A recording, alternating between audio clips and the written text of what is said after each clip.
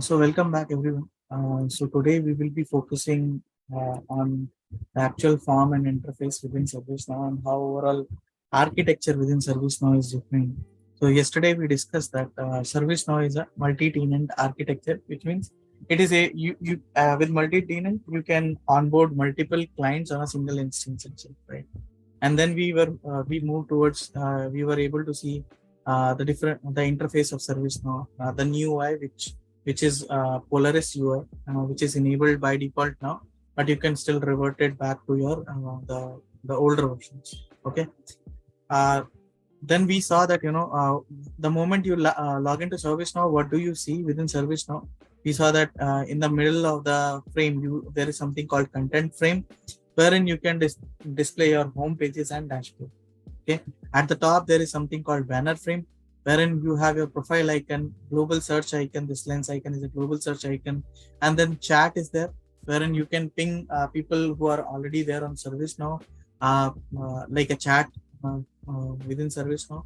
And then there is something called this help icon, which provides you if you want to refer any documentation related to ServiceNow, you can click on that and you should be able to see that.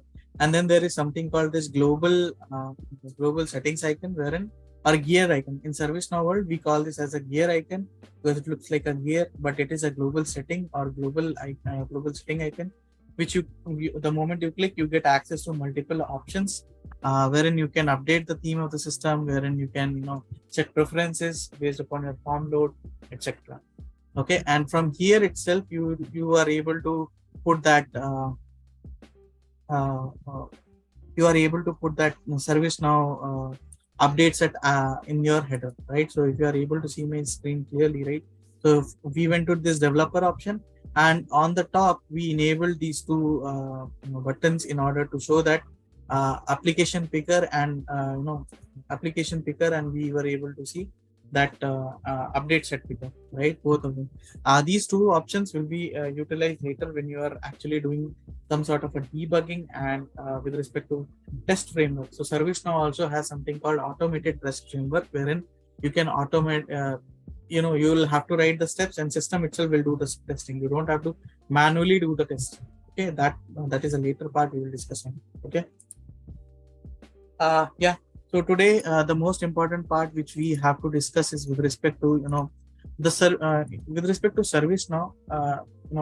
Because it is a cloud-based platform, right? And the moment you put something, let's say we created some incident or we did certain changes, right, within our platform, right? Those changes are getting saved somewhere. Okay. So we are into service-based industry, or even if I have to take a very common example, even your mobile devices, right? So we utilize WhatsApp, Instagram, many applications, right? All these applications reside on something. When I say resides on something, means they need a platform, right? And whatever data we are doing, whatever chats we are doing, whatever media we are sharing, right? All these media is getting stored somewhere. Similar thing happens within ServiceNow also. The number of records you create, right, within ServiceNow, it gets stored in some sort of storage device, or some sort of a space will be there on the cloud where entire data is stored. Okay, the entire data of ServiceNow is stored in form of tables and columns. So most of you guys would have already worked with MS Excel. So in MS Excel, you would have seen, right, there is row and column. Same thing is there within ServiceNow also, wherein there is a set of rows. Rows is nothing but the new record which you hit. Okay, and then there is a column which those are called nothing but field names within ServiceNow. Okay, so if I have to go and show you within ServiceNow, let's take an example of incident form. Okay, so if I click on create new, right, so there will be this form. This form gets opened in front of me, and if you see, right, these fields are there, right? Number field, caller field, category field. These are different fields. But if you see, right, there is this, the moment I create something, let's say I create one incident. Let me put some data here. Abraham tables. Okay. So if I hit enter, the moment I am going to save this record, what happens? This record now got stored within ServiceNow. Earlier, this record was not there. So now if I have to search this in my global, I should be able to see. Okay, I put slash.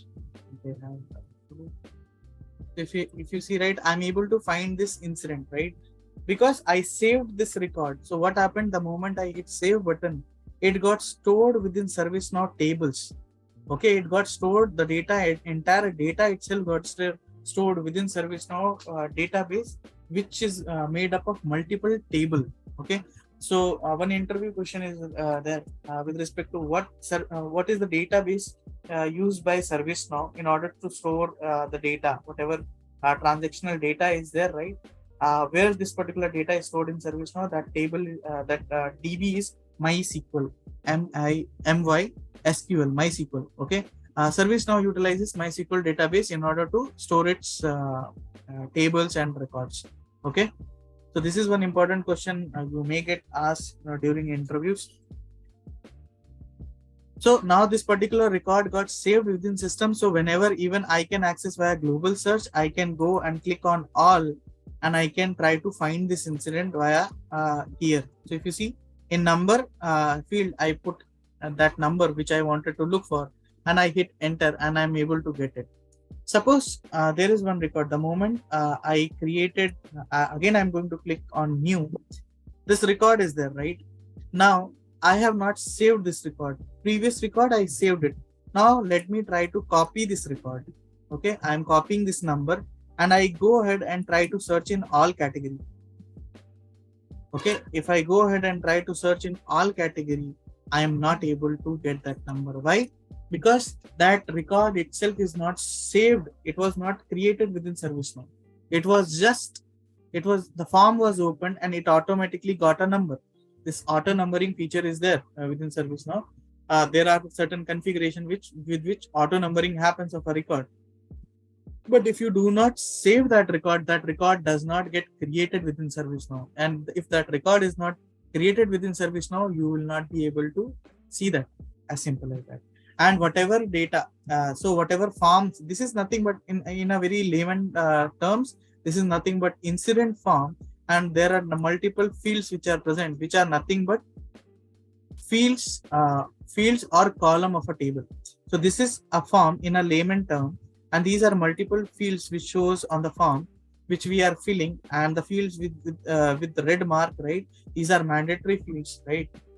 The moment we fill in these forms and save this, the entire data gets stored in ServiceNow table. So if you click on this all button, right, what happens? You see in the URL there is something called incident, right? So this is nothing but a table within ServiceNow wherein all your records are getting stored.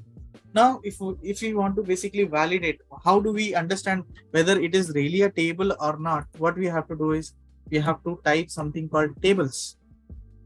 So under system definition, there is something called tables. The moment you can click on here, you'll be able to find list of all the tables whichever is there within ServiceNow.